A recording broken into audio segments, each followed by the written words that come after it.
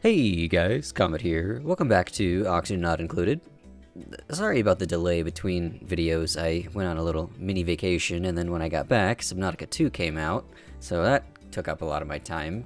So just to remind myself what we're doing here, it looks like in the last episode, right, I got the poke shells going to make steel from all their molts, so that I could finish off all of the generators.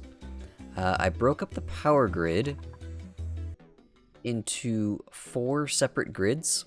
So these generators here power this leftmost spine.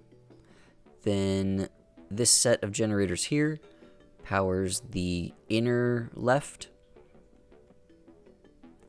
Then the original one here powers the inner right, and then the one all the way over on the right side here powers the whole right side of the map on this side here.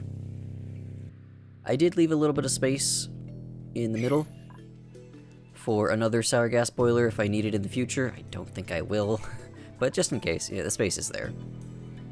Then I think the very last thing I did was, yeah, I got in the monument, so I got the Home Sweet Home achievement.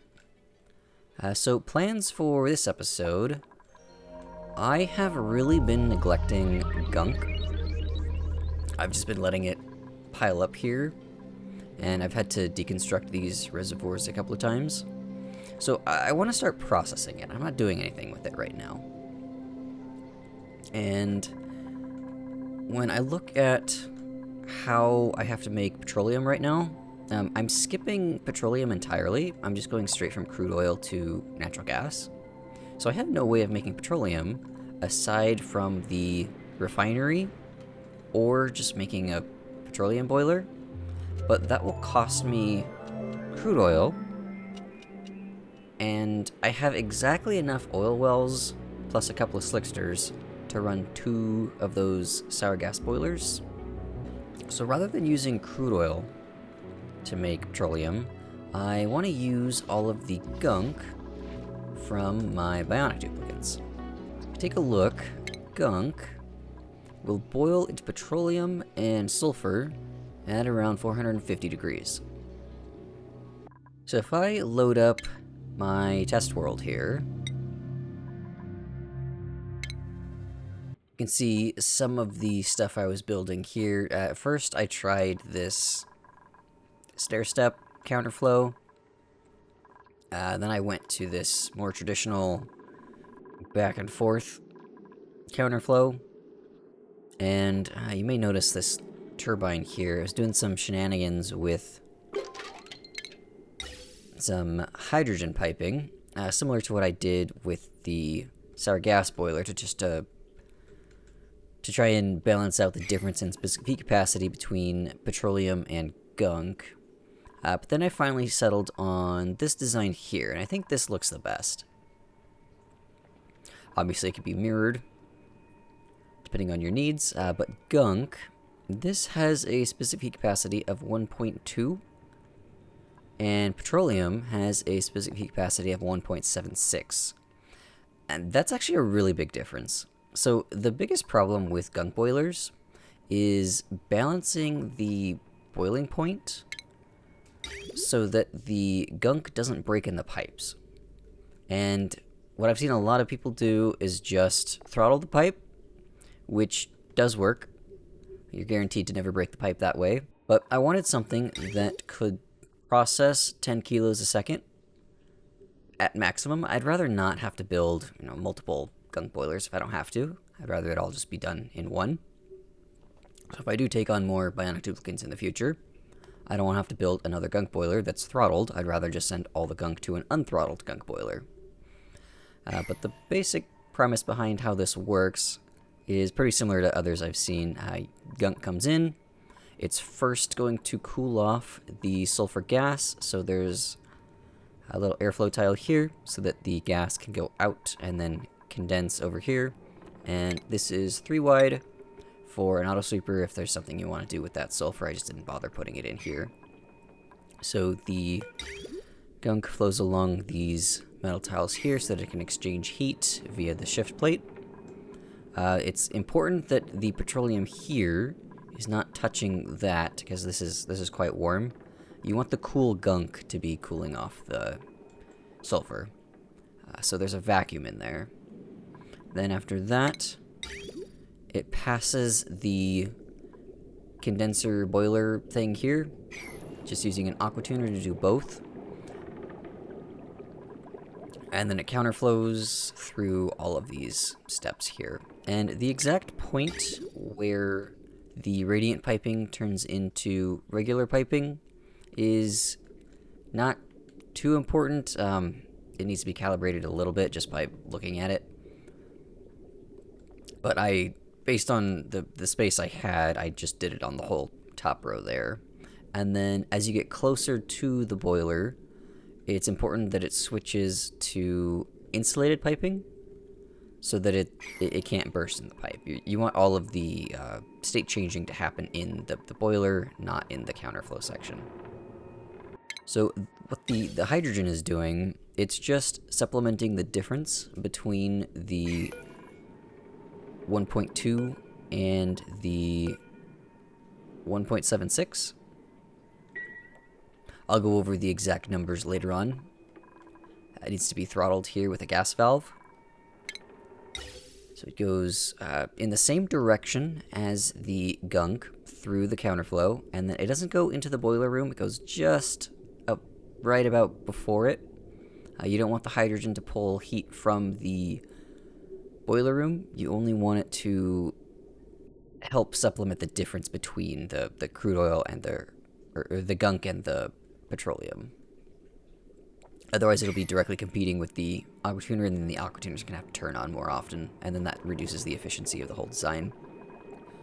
But then the hydrogen, to get cooled off, flows over to this turbine here. So it's about 450 at this point. It enters the steam room at its hottest, and then it goes through this mini counterflow here, which probably isn't necessary, but maximum efficiency, this is how you do it. It goes through these stages before then returning back to the input. And if I actually were to make one more tweak, I wouldn't have the hydrogen go through the sulfur area. I would have it just go directly into the petroleum area, so like that, and then just not have that. Because this is at the output temperature of the steam turbine, so 95 degrees. Because it's counterflowing against the output there.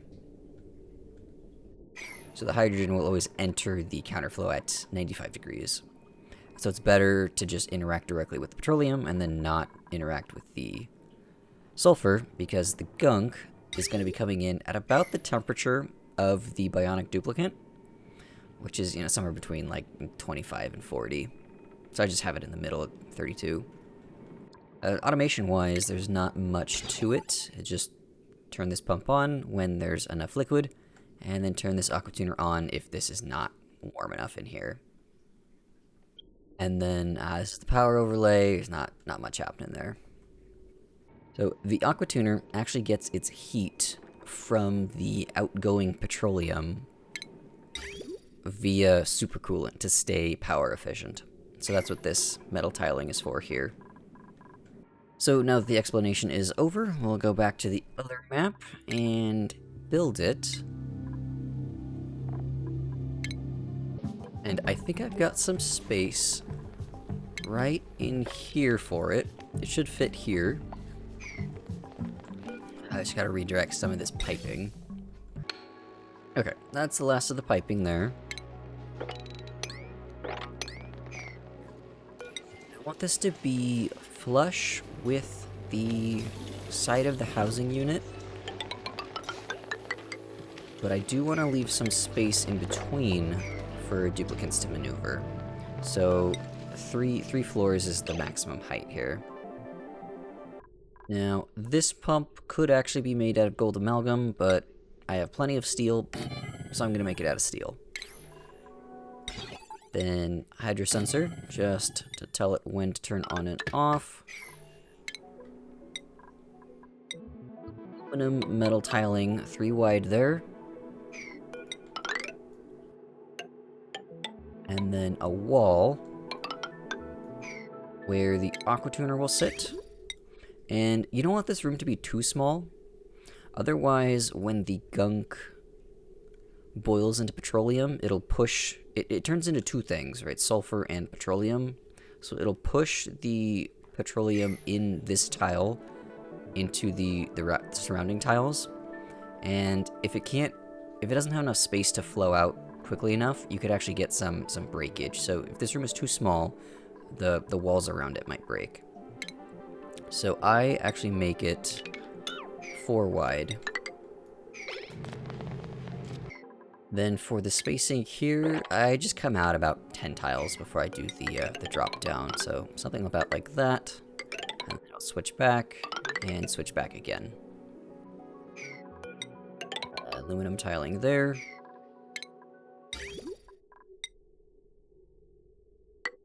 Radiant piping all along here. And then right at this point, I switch over to... granite is fine. And then here, it needs to switch over to insulated. Then I come down a little bit and stick in a vent. You don't want the vent to be on the same level as the output spot, but you don't want it to be too low because then the pool may overpressurize it. Then there needs to be a shift plate, just out of copper is fine, right here. And then a couple in here to maintain temperature.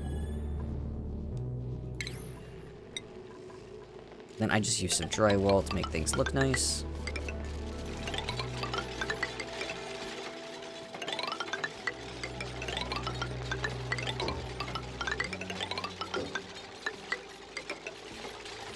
Oh, and this aqua tuner is very important. This needs to be made out of thermium. Looks like I don't have any more thermium. Can I make more? No, I am out of tungsten. Okay. I guess I need to send a rocket out.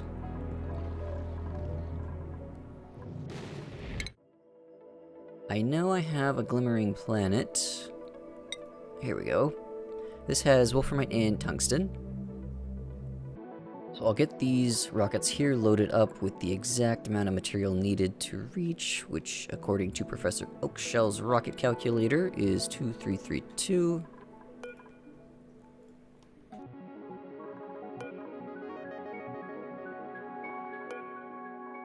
Then I'll get some pilots in here. Sure, we can do Ada and maybe Steve.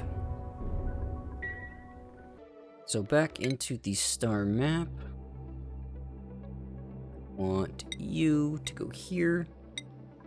You to go here. Launch both of those.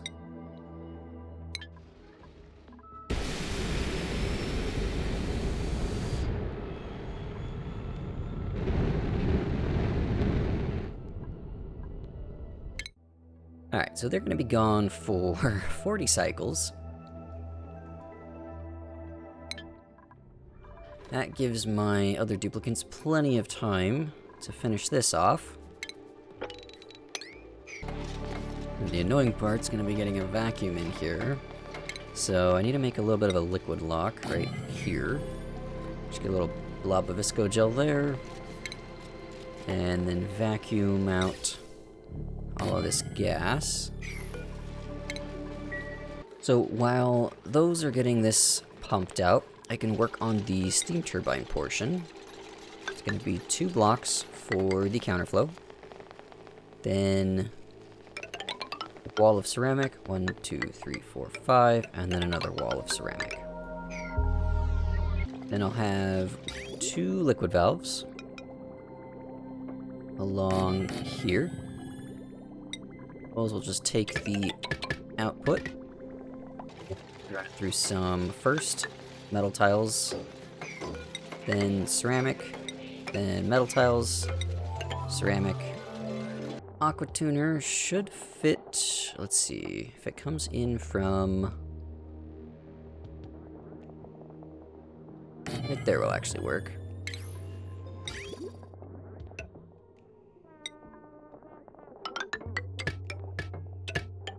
Send the cooling back up.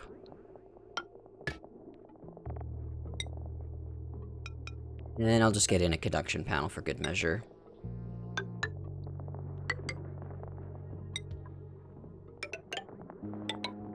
Some automation on the aqua tuner here, so it knows when to turn on and off. And I can think about how I want to route the ventilation. So it's going to come down, and then first into the steam room. Steel piping is fine here. Then it's going to go through this counterflow, and that counterflow, before popping back out and joining in there. I'm actually going to move the steam turbine down one. That way I have some space for the ventilation valve. So then I'll get a gas valve in that direction there. Snip that. Then this area in here doesn't actually need to be a vacuum if these are made out of steel. But for the sake of completeness, I am going to just open that up and then have these pumps pump out that oxygen there. Then to get power into this aqua tuner, I could actually just put another transformer in the base up here.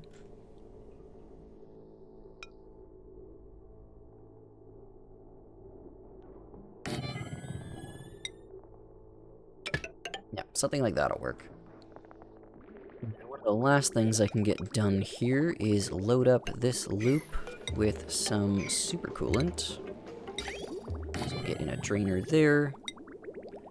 We'll bridge on so that it doesn't overfill. I'm getting this room filled up with some water to force out all the oxygen.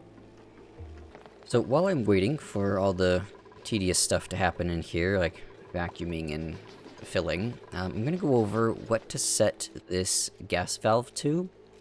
And it really depends on how many bionic duplicants you have. So a bionic duplicant will make 33.33 grams a second of gunk. And I have 6 bionic duplicants, so multiply that by 6. And that is just about 200. We'll round to make that easier. So 200 grams a second is how much the gunk boiler has to process, at least in my case. If you have more duplicants, then just change this number here. Now, this specific gunk boiler design can go up to 10 kilos a second, which is something like 300 bionic duplicants, which is crazy. But we'll be sticking to the 200, so it will be throttled. But to get it to balance with the hydrogen, there's 2 things happening. There is the hot petroleum that moves one way through the counterflow, and then there is the cold gunk that moves in the opposite direction. And the magnitude of these 2 arrows need to be the same. And the hot arrow is the specific heat capacity of petroleum times the mass of that petroleum. And we need that to equal the blue arrow, which is the specific heat capacity of the gunk plus the specific heat capacity. Well, hang on. That is times the mass of the gunk plus, and this is in brackets, the specific heat capacity of the hydrogen times the mass of the hydrogen. And then what we need to do to figure out how much hydrogen to run through all the pipes is just isolate this variable here.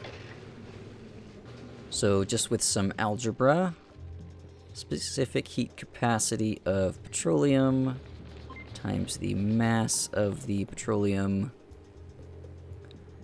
then minus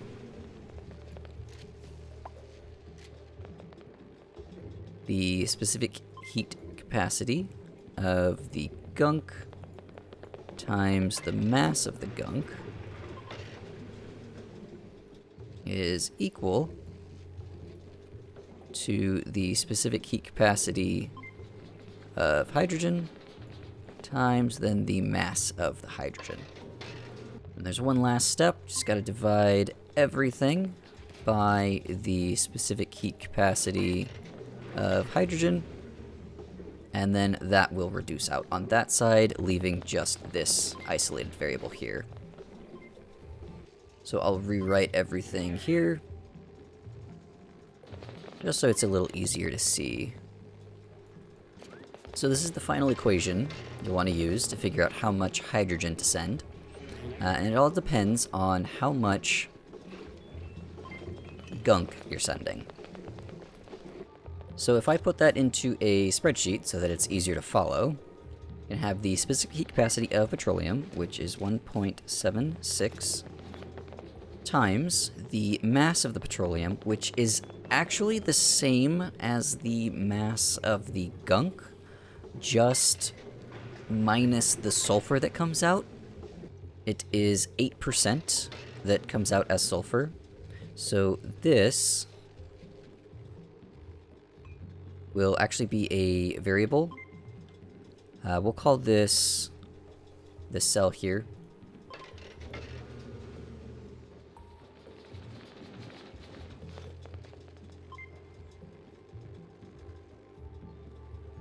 A2. That's just a placeholder for the mass of petroleum.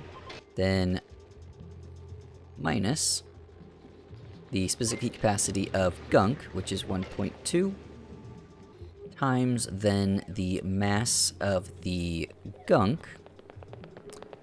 We will call that another variable here. Then this whole thing needs to be divided by the specific heat capacity of hydrogen, which is 2.4. Then what we can do is actually set this equal to 0.92 times this. Okay. So let's say I'm doing the 200 grams of gunk. I would need 35 grams of hydrogen to balance it. And this tells me exactly how much petroleum I'm going to be getting out of the system. So if you were to do the full 10 kilos, remember this is in grams per second, then you would need more than a full pipe of hydrogen. So I guess this doesn't technically work at max capacity. It would be imbalanced at that point. I'll put this into a table so it's easier to follow. So this way you can put in, let's say you have 14 dupes, you can see how much hydrogen you would need, how much petroleum you'd expect to get. So let's say if I were to double my dupes, I would need, 70 hydrogen. So this would break, let's see, at around 172 dupes. That's the maximum number of bionic duplicants you could have feeding gunk into this system before you'd need more than one full pipe of hydrogen to balance it. So back in the game here, we'll make sure that these are set to 1,000 grams each. And then this I will set to 35 according to my calculations. Alright, looks like the rockets are returning now. Should have enough tungsten to make that last bit of thermium I need for the aquatuner. Vacuum has been pulled, so I'll go over how to set this up now. It just needs to be primed with petroleum. So I'll just get in a temporary bottle filler here. And connect in some petroleum. This main tank in here needs to fill up to the point of the liquid lock so that the sulfur gas can't backflow into the rest of the counterflow here. So once this tank gets filled up, then you can start sending gunk through. But also, this has to get up to temperature first. So this thermosensor here, if it is ever below 460, the aqua tuner needs to turn on, and it will just draw heat from this plate right here. So it takes quite a bit of petroleum to get it up and running. And this should stack up to 740, so we're about to spill over. There it goes, and now we have a liquid lock there. So the sulfur gas is stuck in this chamber here. It can't go back through and affect the counterflow. I still need the whole counterflow to be full before I can start sending some gunk, though. And once the petroleum touches this, it's actually going to freeze. Don't worry, it's not a problem. It'll just melt once some more petroleum makes its way back down. So once you get to this point, where you end up with solid petroleum here, just keep going. I can turn the aqua tuner back on. The supercoolant has something to absorb heat from now. So we really just need to stack up all the heat in this room. Then the other thing you can do to help start this along is to use a teppidizer. Just power some convenient wires there, so that the duplicants can actually reach in. This is only necessary on startup. It will always be power positive because of the specific heat capacity difference. That's why the hydrogen is there. But to get the initial heat into the boiling room, you gotta pull it from somewhere. So it can be provided by a teppidizer for now. You don't want to keep this teppidizer in here forever, unless you have some kind of automation on it to turn it off at a temperature different from its target temperature of 85. Because the petroleum that comes out of this will be actively cooled sometimes by the aqua tuner when it needs more heat. So you end up with decently cool petroleum at the end. But if you left the teppidizer there, then it would just heat it back up. Once this teppidizer turns on at about 400 kilos of liquid down here, this doesn't actually need any more. That's all the petroleum it needs to get going. All I have to do now is wait for this room to get up to 460. I can also start thinking about how I plan on routing the gunk. I could just take it out right here. Just run it down into about there. And then right here on the outside of the build is where I'll have the valve to throttle it. Now, I do have a lot of gunk stored up right now, so I could just let it go unthrottled at the beginning, which is probably a good idea, just to help build up some initial heat, because it's always a power positive process. And then once I go through all the reserves, I can throttle it down to my 6 bionic duplicant production rate. But this will be enough petroleum from the bionic duplicants to do any manufacturing I need to do, like supercoolant that takes petroleum, visco gel also takes petroleum, and I'd rather not use my crude oil to do that with an oil refinery. I'd rather just turn the gunk byproduct into something useful. I've also stopped plastic productions. I need to get that started again once I get petroleum going here. Okay, this is up to 454 now. I shouldn't need this teppidizer anymore. We'll get rid of that. I will connect up the gunk here. I'm going to do it in little increments to make sure it doesn't break. So let's get in a valve. And then I need to set up somewhere for the petroleum to go. I don't have a petroleum tank anywhere. I guess I could just make a tank over here. So I'll send the finished petroleum out this way. And then somehow get it through all of this piping. So let's see, this is an up, down, up, down, down. So you can see the gunk is boiling. Ending up with some sulfur gas up here.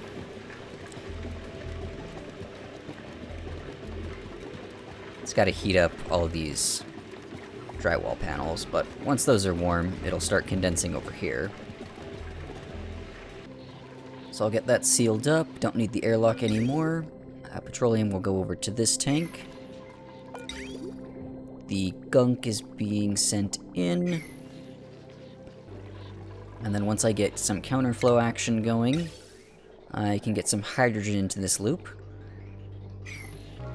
Now that I've got this, I don't need this. I put this in temporarily because I needed a little bit of petroleum to make enough supercoolant. And now you can start to see the problem with a gunk boiler. If you look at the heat on all of the tiles here, it is very hot towards the colder end of the heat exchange. Right, so the gunk would actually boil in the pipes right now if it wasn't throttled. So to get this to work properly, I need to fill up this loop with hydrogen. So I guess I need to turn these electrolyzers back on. But I'll just run some hydrogen down this way. Into there. I'm going to multiply all the numbers by 10. So instead of 35 here, I'm going to do 350. And then instead of 200 grams on this, I'm going to increase it to 2,000. And then once I use up all the excess gunk, I'll throttle it back down. Now with the hydrogen, the gunk is much cooler before it gets to here. And some of that extra heat is just recaptured into here. So now, I don't think I'm at risk of breaking any pipes. Let's increase this. 2,000. So this is running 2 kilos, 2,000 grams of gunk per second.